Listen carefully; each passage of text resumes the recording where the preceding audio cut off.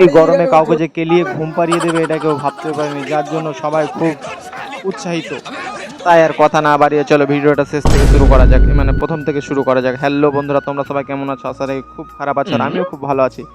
তাই আজকে সকালবেলায় আমার কেটিএমটা বার করার পর আমি দেখতে পারলাম যে কেটিএমটার খুব পেটে ব্যথা আর একটু এই ইঞ্জিনের সমস্যা। তাই ইঞ্জিনের সমস্যার পেটে ব্যথাটাকে জায়গা মতো ভরে দিয়ে এই মানে ঠিক করে নিয়ে আমি বেরিয়ে পড়লাম।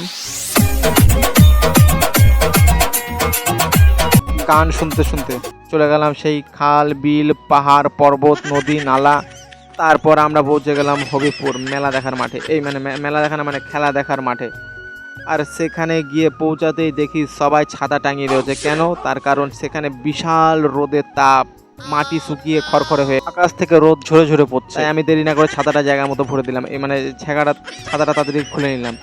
আর এরপরে দেখি যে মাঠের ভিতরে একজনাকে কেলিয়ে শুইয়ে দিয়েছে, আর যার জন্য ছেলে পেলে খুব চাপে রয়েছে। তাই বলছে যে মাঠে যে একজন বিদেশি বোতলম্যানকে দেখা যাবে এটা কেউ ভাবতেও পারেনি। তাই বিদেশি বোতলম্যানের সঙ্গে সঙ্গে আমার কথায় রাগ করে আমার সামনে এসে বলে, তাই আমি ফজাং করে একটা তুলে নিলাম তার। আর তুলতেই দেখি খেলাটা সুন্দর